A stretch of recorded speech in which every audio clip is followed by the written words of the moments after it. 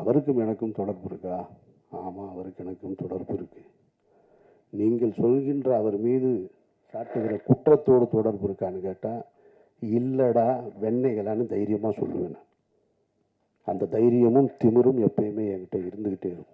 படுத்திக்கலனா வேற யாரு உன்னை பிரபலப்படுத்துவாங்க என ஒரு முறை கேட்டவர் இவர். உண்மைதான். அதே போல் தனது உழைப்பால், பேச்சால், திறமையால் வளர்ந்தார். பெப்சியின் தலைவர், இயக்குனர் சங்க செயலாளர் என முன்முகமாய் பதிந்தார். எப்போதும் தன் வார்த்தைகளும் செயல்களும் தமிழுக்கானதாக, மக்களுக்கானதாக இருக்கும்படி பார்த்துக் கொள்வார்.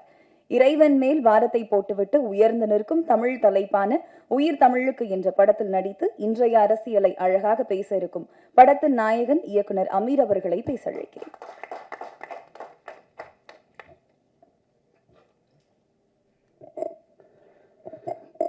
அரங்கத்தில் இருக்கும் அனைவருக்கும் இறைவன் புறத்திலிருந்து சாந்தியும் சமாதானமும் உண்டாகட்டும். என்னுடைய திரைத்துறை அனுபவம் தொடங்கிய காலகட்டத்திலிருந்து, அரசியல் பேசிய காலகட்டத்திலிருந்து நான் சந்தித்திராத ஒரு புதிய மேடை இது. எனக்கு ஒரு புது அனுபவம் இந்த மேடை.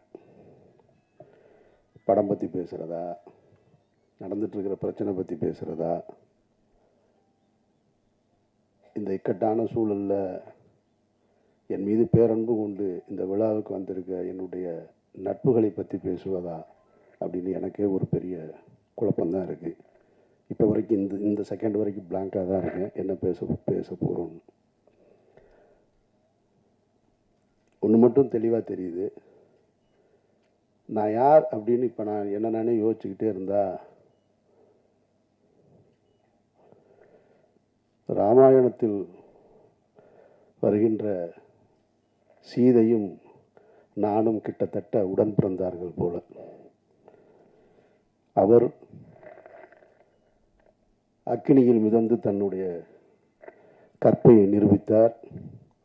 அவராவது ஒரு முறை நிரூபித்தார். நான் வார வாரம் நிரூபித்துக் கொண்டே இருக்கிறேன்.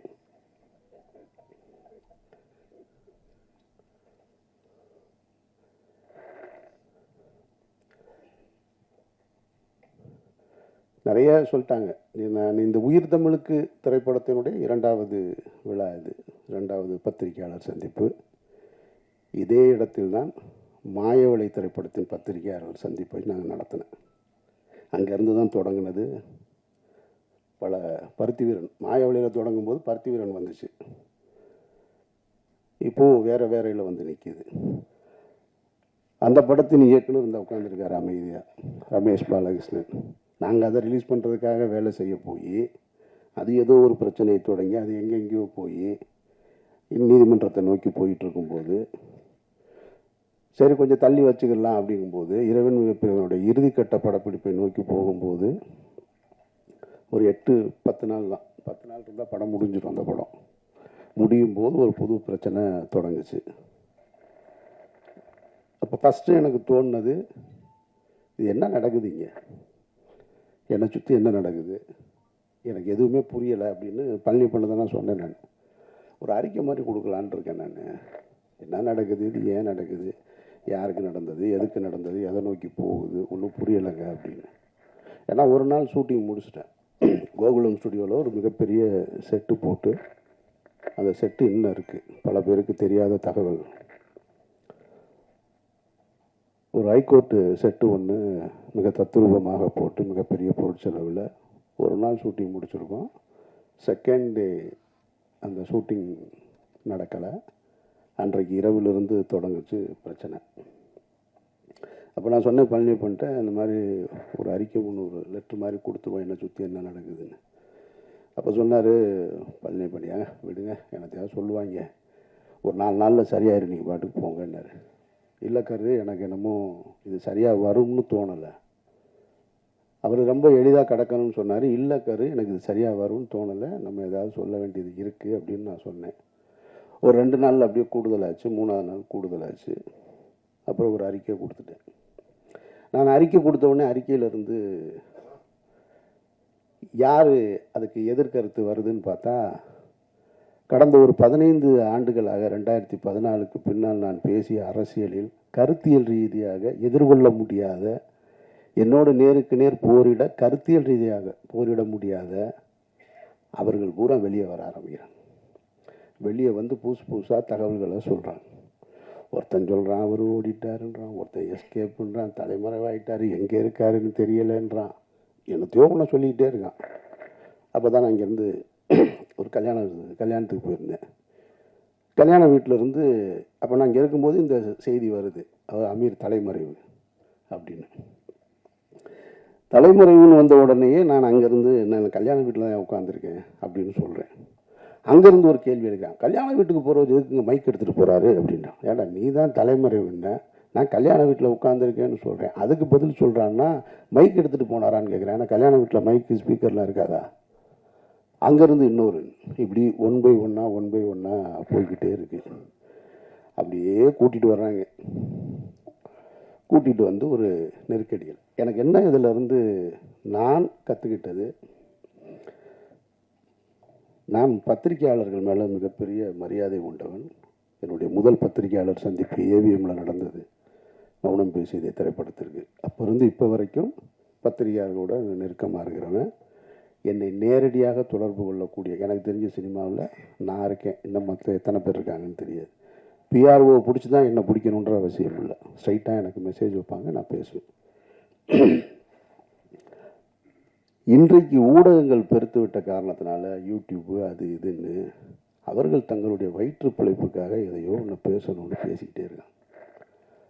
அதில் தத்துவார்த்த ரீதியாக நின்று களத்தில் நின்று போராடிக்கிட்டு இருக்கவங்களையும் தாண்டி எதை வேணாலும் பேசலாம், எல்லாம் என்ன கருத்தை வேணாலும் வைக்கலான்னு சொல்கிறாங்க. இப்போ நடந்துட்டு இருந்தது என்ன, இறைவன் மிகப்பெரியவன் திரைப்படத்தின் தயாரிப்பாளர் என்னோடு உறவாக இருந்தவர், நான் தம்பி என்று பொதுவெளியில் அன்போடு அழைத்தவர் ஒரு பெரிய குற்றச்சாட்டில் அவர் பின்னணியில் வச்சுருக்காங்க. இதில் எதையாவது நான் மறுக்க முடியுமா? அவர் யாருன்னே எனக்கு தெரியாதுங்க, அவரை நான் பார்த்ததே இல்லைங்க அப்படின்னு சொல்ல முடியுமா? சொல்ல முடியாது. அவர் எனக்கு தெரியும். எவ்வளோ வருஷமாக தெரியும்? 10 ஆண்டுகளாக தெரியும். அவருக்கும் எனக்கும் தொடர்பு இருக்கா? ஆமாம், அவருக்கு எனக்கும் தொடர்பு இருக்கு.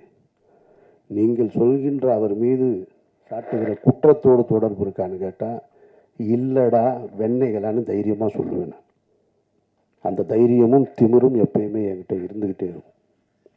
அப்போ நீ குற்றச்சாட்டை நீ அந்த சந்தேக நிழல் என் மீது விளைவில்லை, தப்பு கிடையாது. ஆனால் தீர்ப்பு எழுதுறீங்க பாருங்க, அது ரொம்ப ஆபத்தானது. அந்த தீர்ப்பை எழுதுவதற்கு உங்களுக்கு யார் அந்த அதிகாரம் கொடுத்தது? நீதிமன்றமா? நீங்கள்லாம் நீதிபதிகளா? எந்த அடிப்படையில் கொடுக்குறீங்க? தினம் ஒரு செய்தி. அமீர்ன்றது 2007 பருத்திவரனை முடிச்சுட்டு அன்றைக்கு கமல் சார் படம் பண்ணணும்னு சொன்னார், ரஜினி சார் படம் பண்ணணும்னு சொன்னார். நான் ஹீரோக்களோடு பயணிக்காமல் நான் ஒரு பாதையை தேர்ந்தெடுத்து நான் எனக்கான வாழ்க்கையை வாழணும்னு வாழ்ந்துட்டு இருந்தேன். பணம் சம்பாதிப்பதா எனக்கு நோக்கம். சாபர் ஒருத்தன் தான் தமிழ்நாட்டிலே பணக்காரனா? நான் கேட்குறேன். என்னென்னமோ சொல்கிறான். ஒரு வரமுறை வேணாமா? அவர் போடுற டிஷர்ட் 5000 ரூபாங்க. சாப்பர் வந்ததுக்கு அப்புறம் தாங்க அவர் வாழ்க்கை எப்படி ஆச்சு. டேய், அவன் வந்தது எனக்கு 2014. நான் 2004 படம் எடுத்தேன் தெரியுமா? ராம்னு ஒரு படம். இதே பழனியப்பன் தான் சொன்னார் அவருடைய ஒரு நிகழ்ச்சியில். எனக்கு தெரிஞ்சு தமிழ்நாட்டில் யாரும் செய்ய மாட்டாங்க. விரும்மாண்டி படம் திரைப்படத்தை பார்க்கறதுக்காக ராம் ஷூட்டிங்கை நிறுத்திட்டு கீழே மதுரை அம்பியா தேட்டில் விரும்மாண்டி படத்தை பார்த்துட்டு போய் 2 லட்ச ரூபா செலவு பண்ணுவேன் நான். என்னை பற்றி என்ன தெரியும் உங்களுக்கு? அவர் வந்த நம்ம திரைத்துறைக்கு வந்திருக்கோம். திரைத்துறைக்கு வந்தவுடனே என்ன செய்வோம்? தொடக்க காலகட்டத்தில் எப்படி கஷ்டப்பட்டோம் அவர் சொன்னார் இல்லையா? அதுபோல் நான் சென்னையில் எக்மோரில் படுத்திருந்தேன், நானும் பாலாவும். அங்கே கஷ்டப்பட்டோம், இங்கே கஷ்டப்பட்டோன்னொடனே இவங்க நினச்சினாங்க பஞ்சம் பிழைக்க வந்தவங்கன்னு. பஞ்சம் பிழைக்க வந்தவர்கள் இல்லை, சினிமாவின் மீது ஏற்பட்ட விருப்பத்தினால் வீட்டில் காசு வாங்காமல் சுயமரியாதையோடு ஓடி வந்தவங்க நாங்கள். இதை பலமுறை சொல்கிறேன். பலமுறை சொன்ன உடனே நான் ஒரு நேர்காணலில் சொல்கிறேன், இல்லைங்க இந்த மாதிரி இருக்குது, இல்லை அவரோட நீங்கள் இங்கே தொடர்பு இருக்கு. ஆமாம் இருக்குது. உங்களுக்கு எப்படி வருமானம் வருதுன்னா, இவங்க என்ன இன்கம் டேக்ஸ் ஆஃபீஸரா? இடி டிபார்ட்மெண்ட் ஆவீங்க, இவங்களுக்கு நான் வருமானத்தையும் சொல்லணுமா? இது என்ன நியாயம் இருக்குது? ஒருத்தர் குற்றவாளி, குற்றம் சாட்டப்பட்டவர், அவரோட நீங்கள் தொடர்பில் இருந்திருக்கீங்க, உங்களுக்கு அவருக்கு என்ன இருக்கு அப்படின்னு கேட்டால் பதில் சொல்ல போகிறோம், அவ்வளோதான். நான் என் கூட பிறந்த அண்ணன் இன்னைக்கு கான்ட்ராக்டராக இருக்காரு, ஒரு அண்ணன் லாயராக இருக்காரு, அவர்கள் சொத்து வாங்கினா கூட நீங்கள் எப்படி வாங்கினேன்னு போய் கேட்பேன் நான்.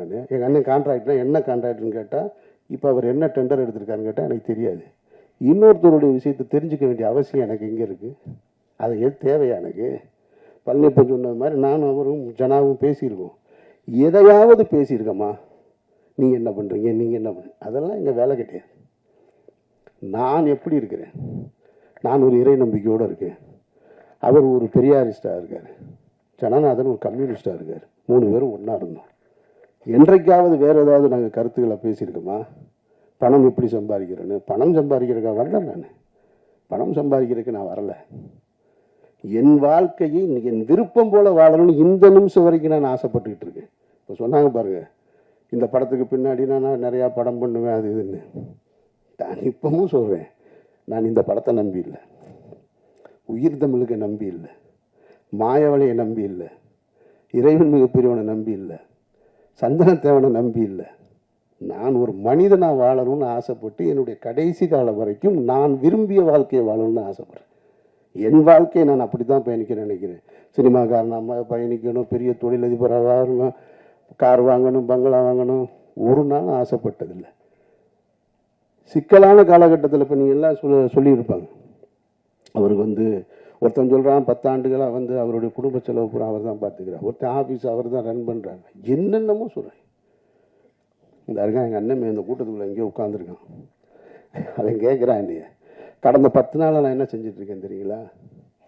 டெல்லி விசாரணை, என்சிபி விசாரணை, இடி விசாரணை, இதுக்கு நடுவுலலாம் தினம் ஏதாவது ஒரு கடைக்கு போய் பர்ச்சேஸ் பண்ணிக்கிட்டே இருக்கேன். ஒரு 4 ஜீன்ஸ் வாங்க, 4 சட்டை வாங்க, 4 ஜீன்ஸ் வாங்க, சட்டை வாங்க. அவன் கேட்டான், என்ன சார் டெய்லி போகிறீங்க, ஏதாவது வாங்கிட்டு வர்றீங்க, என்ன பண்ணுறதுன்னு தெரில,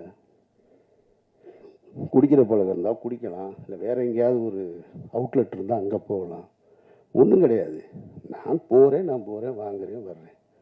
இன்னொருத்தரை நம்பி, இன்னொருத்தருடைய பணத்தை நம்பி, அதுவும் குற்ற பின்னணியோடு இருக்கிறவரோட நம்பி வாழ வேண்டிய நிர்பந்தம் எனக்கு ஏற்படும். நான் அப்படி ஒரு வாழ்க்கையை வாழணும்னு விரும்பவும் இல்லை. இதையெல்லாம் உங்ககிட்ட சொல்லி நான் நிரபராதி, என்னை நீங்கள் நம்புங்க அப்படின்றதுக்காகவும் சொல்லலை. நான் யாருடைய பொருத்தத்தையும் விரும்பி வாழலை, என்னுடைய இறைவனுடைய பொருத்தத்தை விரும்பி தான் வாழ்கிறேன். ஒரு உண்மையான மனிதர்களுக்கு கஷ்டம் ஏற்படும் போது எல்லாரும் என்ன நினைப்பாங்க தெரியுமா? எனக்கு மட்டும் ஏன் இப்படி நடக்குது அப்படின்னு கேட்டால் அவன் அவநம்பிக்கையாளன். எனக்கு ஏன் நடந்ததுன்னு நின்று யோசிக்கிறான் பாருங்க, அவன் தான் இறை நம்பிக்கையாளன். நான் இறை நம்பிக்கையாளன், நான் அவநம்பிக்கையாளன் இல்லை. எனக்கு இது ஏன் நடந்துச்சுன்னு தான் நின்று யோசிக்கிறேன். நான் எந்த இடத்துல தவறுன்னு, எந்த இடத்துல நான் இந்த தடம் மாற ஒரு சூழல் வந்தது, ஏன் இந்த இந்த குற்றப்பின்னணியோட சந்தேக நிழல் என் மேலே விழுகுது, அப்படி தான் நான் பார்த்துட்டு. அதனால் நான் என்னை இங்கிருந்து இன்னும் சரி செய்து கொள்ள வேண்டிய பொறுப்பு இருக்குது. அதனால் நிறைய நான் அதை நோக்கி தான் பயணிக்கிறேனே தவிர மற்றபடி எதுவுமே என் மைண்டில் கிடையாது. அப்புறம் இந்த யூடியூப்பில் நான் பார்த்த விஷயங்களை பார்க்கும்போது எனக்கு என்னென்னா, கொஞ்ச நாளைக்கு இதை பார்க்காம இருக்கிறது நிம்மதியாக இருக்குன்ட்டு. ஒருத்தன் கூட உண்மை பேசலைங்க, அதுதான் பெரிய கொடுமை. சொல்கிறது பூரா பொய் பொய் பொய் பொய், அவ்வளவுமா பொய். ஏதாவது 1-2 ஒருத்தன் சொன்னான், எனக்கு சோர்ஸ் டெல்லியிலேருந்து வந்துருச்சுன்னா. சோர்ஸ் வருதுன்றான். எனக்கு சம்மன் வந்ததே பல பேருக்கு தெரியாது. அதை என்னோட வக்கீல் வெளியே சொன்னதுக்கப்புறம் தான் தெரியும். ஆனால் இவன் சொல்கிறான் சோர்ஸ் நான் இரு. அவர் ஒரு 2 பேர் உட்காந்துக்கிறாங்க. கேட்டால் அவங்கெல்லாம் புலனாய்வு புலிகளாம். ஒரு 2 பேர் உட்காந்துக்கிறான். எதுக்கு ஒரு கேள்வி கேட்குறாரு. இவர் மடியில் 2 பேப்பர்ஸாக வச்சுருக்கா. அப்படி எடுத்து பார்த்துட்டு, அப்படியா அவனுக்கு வந்திருக்கா, அது என்னன்னு நான் சொல்கிறேன். நான் எனக்கு ஒரு ஆள் மாதிரி தான் சொன்னாங்க. அப்போ நான் நைட் டெல்லியில் பேசிட்டு சொல்கிறேன் அப்படின்ட்டான். சரி, உண்மையிலேயே டெல்லியிலேருந்து உனக்கு சோர்ஸ் இருக்கும் போல இருக்குன்னா, அவனுக்கு தேனியில் அரெஸ்ட் பண்ண போகிறதே தெரியல. அதுதான் பெரிய கொடுமை. சரி, மடியில் 2-4 பேப்பர் இருக்குது, என்னடா பெரட்டி பார்த்து ஏதோ சொல்கிறான் போல இருக்குது. சரி, ஏதோ இதிலிருந்து வந்திருக்கும் போல இருக்குது. இருக்கலாம் இல்லையா? ஏதோ காவல்துறையில் இருந்தால் சொல்கிறாங்க, ஏதோ உளவுத்துறையில் இருந்தால் சொல்கிறாங்க. உண்மையிலேயே சோர்ஸ்லேருந்து வந்துருக்கு. விசாரணை பார்த்தா அவர் படித்து சொன்னது தினமலர் பேப்பர். ஐய, இவ்வளவு அபத்தமாக இருக்கும். இதைத்தானோ 2 லட்சம் பேர் பார்க்கலாம். அதுதான் பெரிய கொடுமை. ஒரு பொய் செய்தியை தினம் 2 லட்சம் பேர் நீங்கள் பார்த்து அதில் கீழே பார்த்தீங்கன்னா எப்போ அமீரை கைது செய்வீங்க, எப்போ அமீரை கைது செய்வீங்க. இப்போ கடைசியாக நேற்று ஒருத்தன் கேட்டிருக்கான், ஏங்க நாங்கள் 3 மாதமாக வெயிட் பண்ணுறோம், அமீரை கைது பண்ணவே மாட்டேன்னீங்க. அவன் அவ்வளவு ஆவலாக இருக்கான் என் மேலே. சரி, நான் என்ன கைது, நான் என்ன சிறைக்கு என்ன புதுசா? சிறைக்கு போக அப்பவும் தயாராக இருந்தேன், இப்பவும் தயாராக இருக்கேன். ஆனால் நான் வெறுக்கிற ஒரு குற்றத்தில் என்னை தொடர்புபடுத்துவதை நான் கொஞ்சம் கில்ட்டியாக ஃபீல் பண்ணுறேன். அதைத்தான் கரு சொன்னார். அவருக்குள்ள வேதனை இல்லாமல் இல்லை, இருக்கு. ஏன்னா அதனால என்னுடைய குடும்பம் பாதிக்கப்படுது. அமீர்ன்ற ஒரு தனிப்பட்ட என்னை நீ என்ன வேணாலும் பண்ணலாம்ல. ஒரு குற்றத்தை சுமத்தும் பொழுது ஒரு தன்னுடைய மகளுக்கு திருமணத்தை ஏற்படுத்திட்டு இருக்கிற வயசுல ஒரு பெரியவர்னு வச்சுங்களேன், ஒரு கஷ்ட காலம், அவர் தன்னுடைய மகளுடைய திருமணத்தை வந்து போராடி கொண்டு வந்து ஒரு இடத்துல நிறுத்துறாரு. அப்போ போய் பஸ்ஸில் பயணிக்கும் பொழுது ஒரு 14 வயசுக்குள்ள இடுப்பை கிள்ளி விட்டாருன்னு ஒரு குற்றச்சாட்டு வச்சா அவர் எவ்வளோ அவமானமாகும், அந்த திருமணம் எவ்வளோ பெரிய தடைப்படும். அந்த மாதிரியான ஒரு சூழலில் தான் நான் வெறுக்கிற ஒரு குற்றம் சமூகத்தை சீரழிக்கிறதுன்றது போதை. நான் வெறுக்கிறேன் அதை. தருங்க அங்கே ஒரு அஸ்டன் நிற்கிறான், அந்த ஒரு அஸ்டன் நிற்கிறான், சிகரெட்டு குடித்தாலே ஆஃபீஸுக்குள்ளே உள்ளே விட மாட்டேன். ஜனாவும் கருவும் சிகரெட்டு குடிக்கணும்னா நாங்கள் மாடிக்கு போய் கீழே போய் குடிச்சிட்டு வரோம்னு சொல்லுவாங்க. அவங்க 2 பேருக்கு நான் என்ன ஆசானா? அதெல்லாம் கிடையாது. அந்த வாடை பிடிக்காது. எப்போவாவது நான் டென்ஷன் ஆகுது அப்படின்னு சொல்லிட்டு ஒரு சிகரெட்டை எடுத்தேன்னா அவர்கிட்ட கேட்டேன்னா அவர் தள்ளி விட்டு போயிடுவார். அப்படி நான் வெறுக்கிற ஒரு விஷயத்தில் என்னை கொண்டு வந்து தொடர்புபடுத்தும் போது அது என்ன மட்டுமா பாதிச்சிச்சு, என்னுடைய குடும்பத்தை பாதிக்குது, என்னுடைய மகள் வேலைக்கு போகிற இடத்துல பாதிக்குது, அங்கே ஒருத்தன் கேள்வி கேட்குறான், என்னுடைய மகன் கல்லூரிக்கு போகும்போது பாதிக்குது. என்னை நீங்கள் சந்தேகமே படாதீங்கன்னு நான் சொல்லலை, சந்தேகப்படுங்க, விசாரிங்க, நல்லா கேளுங்க, ஆனால் தீர்ப்பு எழுதாதீங்க. தீர்ப்பு எழுதுகிற அதிகாரம் உங்களுக்கு யாருக்குமே கொடுக்கல. அதுக்கு இந்த நாட்டில் நீதிமன்றம் இருக்குது, எல்லாமே இருக்குது. கடுமையான விசாரணைகளை சந்திச்சுட்டு தான் நான் வந்து நிற்கிறேன். என்னுடைய இத்தனை ஆண்டு வாழ்க்கையில் நான் சந்திக்க ஒரு புது அனுபவம். டெல்லியில் 12 மணி நேரமாக இருக்கட்டும், டெல்லி வீதிகளில் நானும் வந்து அவன் எங்கள் அண்ணன் டாக்டருக்கு முடிச்சிருக்கான். அவன் யதார்த்தமாக லாங்குவேஜ் படிக்கிறக்காக வந்தவனுக்கு கிட்டத்தட்ட 3 மாதமாக புது அனுபவம். இப்போ என்சிபி, இடி, என்ஐஏ எல்லா டீட்டெயிலும் தெரியும் அவனுக்கு. என் கூட 70 நாளாக அவன் தான் இருக்கான். டெல்லி வீதிகளில் நாங்கள் 2 பேரும் நடந்து போயிட்டு திரும்ப அந்த விசாரணையை முடிச்சுட்டு, அவங்கள பொறுத்த மட்டும் அந்த அதிகாரிகள் என்னுடைய விசாரணை நடத்துனதை பொறுத்த மட்டும், என்னை பொறுத்த மட்டும் ரொம்ப நேர்மையாக தான் நடத்தினாங்க. நான் இந்த இடத்துல அதை சொல்லியே ஆகணும். இது அரசியல் அழுத்தம் இருக்குது, அரசியல் அழுத்தம் இல்லை அப்படின்றதெல்லாம் தாண்டி என்னிடம் அவர்கள் மிக கண்ணியமாக தான் நடந்து கொண்டாங்க. கொஞ்சம் கூடுதலாக இருக்குது. நான் மனசு வலிக்கிறது மாதிரியான கேள்விகளை கேட்டாங்களான்னா நிச்சயமாக கேட்டாங்க. ஒரு இடத்துல கலங்கி போய் நின்னேனா அப்படின்னு கேட்டால் கலங்கி போய் நின்னேன். ஆனால் அது அவர்களுக்கு என்னை காயப்படுத்தணுன்ற நோக்கம் கிடையாது. அதை நான் அவங்ககிட்ட வெளியே வந்து சொன்னேன். நான் டிஸ்டர்ப் ஆனேன்னா, ஆமாம் டிஸ்டர்ப் ஆனேன். நான் வேதனைப்பட்டேனா, ஆமாம் வேதனைப்பட்டேன். நான் சஃபர் ஆனேன்னா, ஆமாம் பட்டேன். ஆனால் அவங்களுடைய டியூட்டி அது, அவர்களுடைய வழக்கமான டியூட்டி. அப்போ எப்படித்தான் குற்றவாளியை கண்டுபிடிப்பாங்க? என்னை மாதிரி ஒரு ஆள் போனவுடனே என்கிட்ட இலகுவாக நடந்துக்கிட்டா நான் குற்றத்தில் தொடர்பு இருக்கா இல்லைன்னு எப்படி கண்டுபிடிக்க முடியும்? அதனால் அவங்க டியூட்டியை தான் செஞ்சாங்க. விசாரணை முடிவுலையும் அதை தான் சொன்னாங்க. பர்சனலாக எந்த இதுவும் கிடையாது, எங்கள் டியூட்டியை செஞ்சோம். அந்த வகையில் என்சிபி ஆஃபீஸர்ஸ் எங்கிட்ட கண்ணியமாக நடந்துக்கிட்டாங்க. இடி ரைடு 2 அந்த ரைடு கதையை கேட்டிங்கன்னா, வீட்டில் ரம்ஜானுக்கு எல்லாரும் ஊருக்கு போயாச்சு. இதை நீங்கள் தெரிஞ்சுக்க, ஊடகங்கள் பத்திரிகையாளர்களுக்கு இருக்க வேண்டிய இதையும் மற்ற எல்லாரும் தெரிஞ்சுக்கணும். இதை சொல்கிறேன், எவர்களுக்குமே உண்மையான ரீசன் தெரியாதுங்க. அதுதான் உண்மை. நான் சொல்கிறேன், நான் இந்த வழக்கில் தொடர்புடையவனாக இருக்கிறதுனால சொல்கிறேன். அதிகாரிகளை தவிர வேறு யாருக்குமே தெரியாது. வேறு எவன் சொன்னாலும் நம்பாதீங்க. இதுதான் நிஜம். நான் சொல்கிறது உண்மை. இதை கன்ஃபெஷனாக வச்சுக்கோங்க. ஏன்னா எனக்கு முதல் சம்மன் வந்தது பாருங்க, அதுவே யாருக்கும் தெரியாது. அது ஒரு வக்கீல் வெளியே போய் சொன்னதுனால தான் தெரியும். உடனே இவங்க என்ன பண்ணுறாங்கன்னா, அமீர் ரமலான் முடித்து விட்டு வருவதாக என்சிபி அதிகாரிகளிடம் சொன்னார், இந்த நேரத்தில் என்ன விசாரிக்க வேணான்னு கேட்டாருன்னு இதெல்லாம் தலைப்பு செய்தியாக ஓடுதுங்க. அப்போ இந்த மக்களுக்கு எது செய்தி? அப்போ உண்மையே செய்தியாக வராதா? நான் கேட்காத ஒன்று. 2ஆம் தேதி எனக்கு ஃபஸ்ட்டு சம்மன். அந்த அப்படி ஒன்று நான் கேட்கவே இல்லை. நான் 2ஆம் தேதி போயிட்டேன், டெல்லி போயிட்டேன். காலையில் முதல் நாளாக நாங்கள் போய் உட்கார்ந்தோம். ஒரு 12 மணி நேரம் விசாரணை முடிச்சு வந்தாச்சு. அப்போவே எனக்கு அடுத்து சம்மனுக்கான ஒரு திட்டம் இருந்தது. அதுவும் யாருக்கும் தெரியாது. ஆனால் இவங்களுக்கு தெரியவே தெரியாது. நான் அந்த காலகட்டத்தில் தான் அவங்க கேட்ட டீட்டெயில்ஸு, டாக்குமெண்ட்ஸு இதை பூரா எடுத்து எல்லாத்தையும் கொண்டு வந்து ரெடி பண்ணி வச்சிட்ருக்கேன்.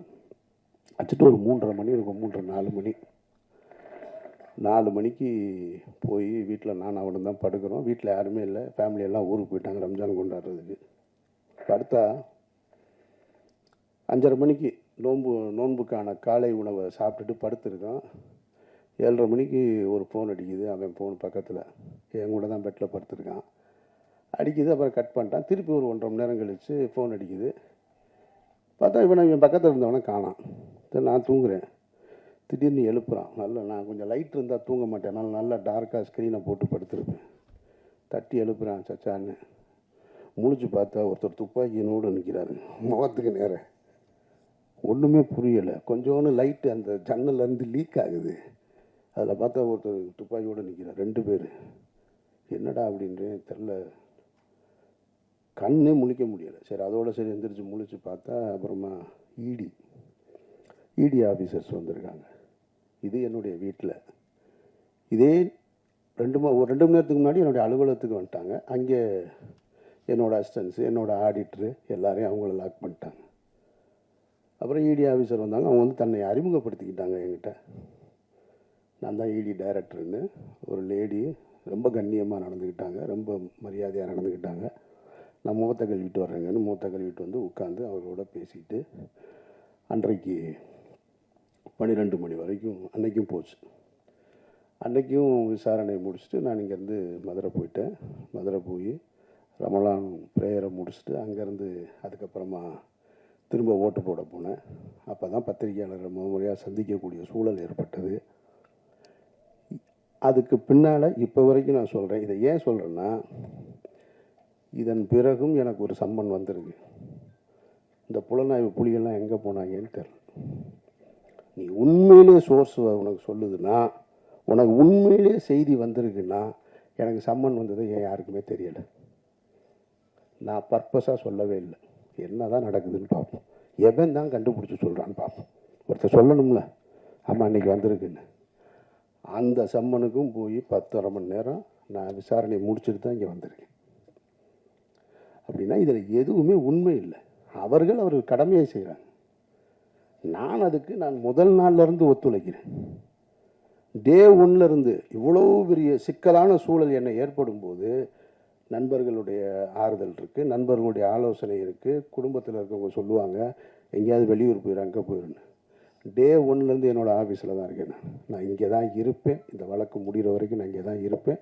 இந்த வழக்கை முடிச்சுட்டு தான் நான் வெளியில் வருவேன். நான் என்கிட்ட என்ன இருக்குது எடுத்துகிட்டு போகிறதுக்கு? என்கிட்ட ஒன்றும் இல்லை. நான் நேர்மையும் உண்மையுமா இருக்கேன். என்ன உங்களால் எதிர்கொள்ள முடியலை? என்னுடைய கேள்விக்கு உங்ககிட்ட பதில் இல்லை. நான் எடுத்து முன் வைக்கிறதுக்கு.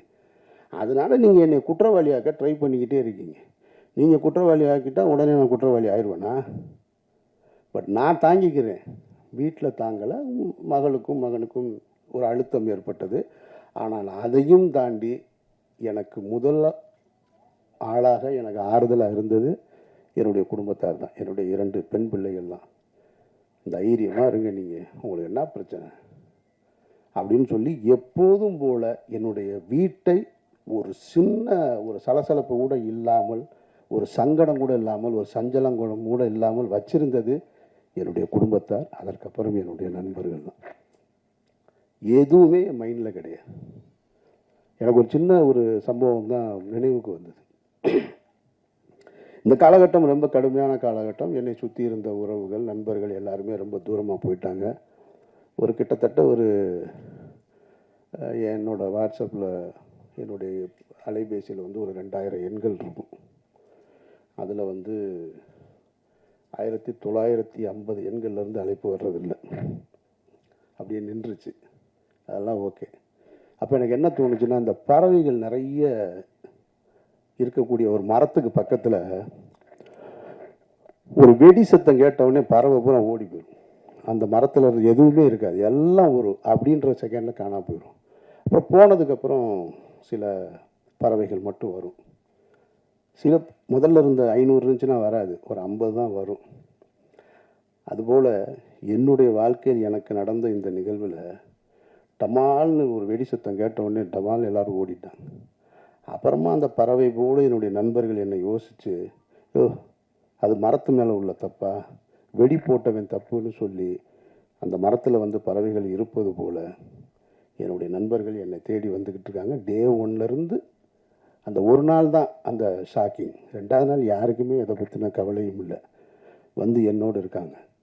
ஆனால் இன்னும் பறந்து போன பறவைகள் ஒருவேளை இவனே வெடியை ஏற்பாடு பண்ணியிருப்பானு மரத்தை சந்தேகப்படுவதை போல தூரமாக நிற்கிறவங்க இருக்காங்க. அந்த அன்பு நண்பர்களுக்கு நான் கேட்டுக்கிறது, அங்கேயே இருங்க, தயவு செஞ்சு வந்துடாதீங்க. உங்களை நான் வேண்டி விரும்பி கேட்குறேன், அங்கேயே இருங்க, வந்துடாதீங்க. உங்களிடம் வந்து பெறுவதற்கு எனக்கு ஒன்றுமே கிடையாது. இந்த காலகட்டத்தில் என்னோடு என்னுடைய அனுமதி பெறாமலோ எங்கேயோ சுப்பிரமணிய சிவா அவர் இன்டர்வியூ கொடுக்குறான். எனக்கு அண்ணனை தெரியும், அவர் அந்த மாதிரியான ஆள் இல்லைன்னு. அண்ணன் செந்தமிழன் சீமான் ஒரு இன்டர்வியூ கொடுக்குறாரு, அவனை எனக்கு நல்லா தெரியும். அந்த வார்த்தை தான் ரொம்ப கடுமையான வார்த்தை. அவன் எனக்கு ஓட்டு போட மாட்டான், அவன் திமுக ஆதரவு நிலைப்பாட்டை எடுப்பான், ஆனாலும் சொல்கிறேன் அவன் நல்லவன், அவனுக்கு நல்லா தெரியும் அப்படின்ட்டு. இதுதான் நான் சம்பாரிச்சிருக்கிறது. வெற்றிமாறனாக இருக்கட்டும், பழனியப்பனாக இருக்கட்டும், அண்ணாச்சியாக இருக்கட்டும், பிரபு சார் சொல்லுங்கள் சார் நான் என்ன சார் செய்யணும், அதெல்லாம் ஒன்றும் வேணும். நான் பாட்டுக்கு அமைதியாக என்னுடைய பயணத்தை இந்த இடத்த நான் கடந்து போகிறேன், என்னை விட்டுருங்க, ஒன்றும் வேணும் எனக்கு. நீங்கள் எப்பவும் நான் அழைச்சா வர்றீங்க இல்லையா, அது போதும். சிநேகனாக இருக்கட்டும், பொன்வரன் சார் தான், இவர் 10 மணிக்கு படுத்துருவார், 9:30 மணிக்கு மேலே ஃபோன் பண்ணால் எடுக்க மாட்டார். ஒரு நாள் 12 மணிக்கு கூப்பிடுறாரு, ஒரு 10 நாளைக்கு முன்னாடி. என்ன சார் 12 மணி, எனக்கு பதட்டத்தில் தான் ஃபோன் எடுத்து, ஏன்னா 12 மணிக்கு கூப்பிட்றாரு அப்படின்னு சொல்லிட்டு. நீங்கள் வந்து ₹1,00,000 கொடுத்தாலும் வரமாட்டார் 10 மணிக்கு மேலே. என்ன சார், இல்லை படுத்த தூக்கமே வரல, எனக்கு உங்களை பற்றின நினைவாகவே இருக்குது, இவ்வளவு பிரச்சனைகள் எப்படி நீங்கள் அப்படின்னாரு. சார் நீங்கள் ஏன் சார் அதை நினச்சிக்கிட்டு 12 மணி வரைக்கும் தூங்காமல் இருக்கீங்க, தூங்குங்க சார் அப்படின்னு சொல்கிறேன். சரி நீங்கள் என்ன செய்றீங்க, எங்கே இருக்கீங்கன்னாரு. நான் திருநெல்வேலிக்கு ஒரு கல்யாணத்துக்கு போயிட்டுருக்கேன் சார்னு. ஓ ஒன்றே நினச்சி நான் தூங்காமல் இருக்கேன், நீ கல்யாணத்துக்கு போயிருக்கு, வேறு என்ன சார் செய்ய சொல்கிறீங்கன்னு. ஒரு நண்பர் ரொம்ப விரும்பி கூப்பிட்றாரு, நான் பாட்டுக்கு போயிட்டு வருவோம் பெண்ணை, நான் காரில் கல்யாணத்துக்கு போயிட்டு இருந்தேன். அதனால் நான் என்னுடைய வாழ்க்கையை தான் வாழ்ந்துகிட்ருக்கேன். இந்த வழக்கு அது இது இதெல்லாம் வாழ்க்கையில் இதுவும் கடந்து போகும்னு நான் ரொம்ப நினைக்கிறவன். அதனால் இது யாரையும் குற்றம் சொல்வதற்காக இல்லை, இதுவும் கடந்து போகும் தான் என்னை பொறுத்த மட்டும். எல்லாத்தையும் பார்க்கணும், நான் இதையும் பார்த்துக்கிட்டு இருக்கேன், அந்த வகையில் தான் நான் பார்த்துட்ருக்கேன். விசாரணையில் என் மீது எந்த அழுத்தமும் கிடையாது. என்னை விசாரித்த NCB அதிகாரிகளாக இருக்கட்டும், ED ஆஃபீஸர்ஸாக இருக்கட்டும், மிக கண்ணியமாக நடந்துக்கிட்டாங்க. அவர்களுக்கு என்னுடைய நன்றியை நான் தெரிவிச்சுக்கிறேன். மற்றபடி இந்த படத்தை பற்றி சொல்லணும்னா, இன்றைக்கி காலையில் ஒரு விமர்சனம் பார்த்தேன், ஒரு முக்கியமான ஒரு யூடியூபருடைய விமர்சனம் ஒரு திரைப்படத்தை பற்றி. அதில் ஒரு வரி சொன்னார் அவர், இந்த படத்தை வந்து நாங்கள் இது பெரிய கலைநயத்தோடு இருக்கோம், இது பெரிய காவியமாக இருக்கும்னு நினச்சலாம் நாங்கள் உள்ளே வரல, போனால் 4 இடத்துல சிரிச்சுட்டு வரலான்னு நம்பித்தான் வந்தேன், கடைசியில் அதை கூட ஏமாற்றி விட்டாங்க அவங்க அப்படின்னு ஒரு வரி. அந்த வரி எனக்கு ரொம்ப பிடிச்சிருந்தது. அதனால் இந்த படமும் பெரிய கலைநயத்தோடு இருக்கும், காவியத்தோடு இருக்கும்னா வர வேணாம் நீங்கள், ஆனால் 4 இடம் சிரிக்கலான்ற நம்பிக்கையோடு வாங்க, அதுக்கு இந்த படம் உத்தரவாதமாக இருக்குது. இப்பவும் இந்த மாதிரியான ஒரு சூழலில், அதுதான் ரொம்ப முக்கியமாக நான் நன்றி சொல்ல வேண்டியது இருக்குது. இந்த மாதிரியான ஒரு சூழலில் என்னோடு உறவு கொண்ட, என் மீது நம்பிக்கை வைத்து, என் மீது அன்பு கொண்ட என்னோட நண்பர்கள் என் கூட நிற்கிறது போல், இவ்வளவு ஒரு சிக்கலான காலகட்டத்தில் இந்த திரைப்படத்தை வந்து திரையரங்கிற்கு கொண்டு வருவதற்காக முழு முயற்சி எடுத்த ஆதம்பாலாவிற்கு என்னுடைய நன்றி. ஏன்னா என்னுடைய மாயவளை வருமா இல்லையான்னு எனக்கே தெரியல இன்னும். நானும் கவலைப்படல, என் டைரக்டரும் கவலைப்படல, நாங்கள் பாட்டுக்கு இருக்கோம், வரும்போது பார்த்துக்குறோம். மாயவளை படம் பிரபு பார்த்துட்டாப்புல, பேசும்போது அது மறந்துட்டாப்புலன்னு நினைக்கிறேன் நான். ஆமாம். மற்றபடி சாந்தினி அது எப்பயுமே இப்படி தான் சிரிச்சுக்கிட்டே இருப்பாங்க. நல்ல ஒரு இன்வால்மெண்ட் உள்ள ஒரு ஆர்டிஸ்ட்டு. நல்ல இன்னும் எனக்கு ஒரு தனிப்பட்ட முறையில் ஒரு ரசிகனாக என்கிட்ட இந்த படம் எப்படி இருக்குன்னு கேட்டிங்கன்னா, அவர் தயாரிப்பாளர் கோச்சுக்க மாட்டாருன்ற நம்பிக்கையில் சொல்கிறேன். நான் ராம் திரைப்படத்தை எடுத்துகிட்டு அந்த திரைப்படத்தை அன்னைக்கு இருக்கக்கூடிய மிகப்பெரிய ஒரு விமர்சகர் வந்து ஒரு தொலைக்காட்சி பேர் சொல்லலை, நீங்கள் யூகம் பண்ணி கண்டுபிடிச்சிருவீங்க. அவர் பண்ணுவார். ஒரு டிவியில் வந்து பண்ணிகிட்டு இருக்கும்போது ராம் திரைப்படத்தை என்கிட்ட, அதாவது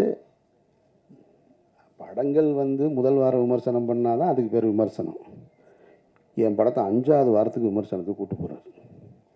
நானும் சரி அவர் மேலே இருக்கிற மரியாதையில் பெரிய பத்திரிகையாளர், பெரிய தொலைக்காட்சின்னு அவரை நம்பி போகிறேன். அவர் என்னை வந்து அவருடைய அறிவை பூரா என் மீது திணிக்கிறார், தன்னுடைய புத்திசாலித்தனத்தை எல்லாம். இந்த படத்தை நீங்கள் வந்து அது ஒரு ஆல்பர்ட் தேட்டரில் வச்சு அப்படி நான் அவர் நடந்து போயிட்டே இருக்கிறோம், அந்த மாதிரி எடுத்துகிட்டு இருக்காரு. அவர் கேட்குறாரு, நான் பதறி போய் பதில் சொல்வேன்னு அவர் நினைக்கிறாரு. இந்த படத்தில் இந்த இடத்த தப்பு பண்ணியிருக்கோம், இப்போ சரியாக பண்ணியிருக்கோம், அந்த மாதிரி எதுவும் உங்களுக்கு தோணுதான்னாரு. சார் தப்பாக தான் சார் பண்ணியிருக்கேன், இது என்ன தோணுதான்னு வேறு கேட்குறீங்கன்னு. அவர் ஒன்று இல்லை இல்லை ரெக்கார்ட் ஆகிக்கிட்டு இருக்கு, நீங்கள் மாற்றி சொல்லலான்னாரு. நான் என் ரிசல்ட்டு தான் சார் சொல்கிறேன். படம் வந்து தொண்டியில் தூக்கிட்டாங்க. ராமநாதபுரத்துக்கு பக்கத்தில் இருக்க தொண்டியில் படம் 3வது வாரமே எடுத்துட்டாங்க ராமு. இவர் 5வது வாரம் விமர்சனம் பண்ணிகிட்டு இருக்காரு. இனிமேல் நீங்கள் பண்ணுனா என்ன, பண்ணலன்னா எனக்கு என்னங்க இந்த படம்னு கேட்டேன் நான். அவர் வந்து முதல் வாரம் பண்ணின படத்தை இப்போ நான் சொல்ல முடியாது, பெரிய சர்ச்சைக்குள்ளே வந்து நிற்கும். அந்த படம் ஒரு வாரத்திலே தூக்கிட்டாங்க. அந்த படத்தை தான் முதல் வாரத்துக்கு கொண்டு வர்றாரு. அவர் ஒரு நேர்மையான விமர்சகர் அப்படின்னு அவரே சொல்லிக்கிறாங்க. அப்புறம் பருத்தி வீரனுக்கும் அதே பத்திரிகையாளர்கிட்ட தான் பருத்தி வீரனை சந்திக்கிறேன். பருத்தி வீரன்லையும் கேட்குறாரு, இந்த படம் வந்து நீங்கள் வந்து ஒரு ஆர்ட் ஃபார்மில் எடுத்து, அதாவது ஒரு ஆர்ட் பிரச்சனை என்னென்னா, என்னுடைய பெயர் பிரச்சனை உங்களுக்கு, என்னுடைய சிந்தனை பிரச்சனை உங்களுக்கு, அதுதான் பிரச்சனை. அங்கேருந்து தான் தொடங்குறாங்க. இது வந்து ஒரு ஆர்ட் ஃபார்மில் இருக்கிற மாதிரி இருக்குது, இது வந்து அப்படின்னு. சார் பக்கா கமர்ஷியல் படம் சார் இது அப்படின்னு. இல்லை இல்லை அப்படி சொல்லாமா நீங்கள் அப்படின்னாரு. ஏங்க 10 பேர் சேர்ந்து கிராமத்தில்னா ஒருத்தனை தாக்கணும்னா உடனே நினச்சான்னா தாக்கிடுவான். என் படத்தில் குஸ்தி களத்தில் சண்டை நடக்குது, ஒருத்தன் டைவ் அடித்து வர்றான், ஒருத்தன் இப்படி சுற்றி வர்றான், அப்படி சுற்றி வர்றான், இது கமர்ஷியல் படம் சார்னு. அப்படி சொல்லுவீங்களா நீங்கள் என்னாரு? கமர்ஷியல் படம் எடுத்தால் கமர்ஷியல் படம் தானே சொல்ல முடியும். நானாக அதை ஆர்ட் ஃபிலிம்னு சொல்லிக்கிறதா, கிளாசிக்னு வேர்ல்டு கிளாசிக்னு சொல்லிக்கிறதா? மக்கள் சொல்லணும், நான் சொல்லி என்ன செய்ய? அதுபோல் இந்த படத்தை பார்த்து சாந்தினி நீ காலையில் பார்த்துட்டு சூப்பராக இருக்குனாங்க, அண்ணாச்சி பார்த்துட்டு நல்லா இருக்குனாங்க, நீங்கள் சொல்லி என்ன செய்ய? இந்த காசு ஏதாவது வரப்போகுது ஆரம்பமாவுக்கு?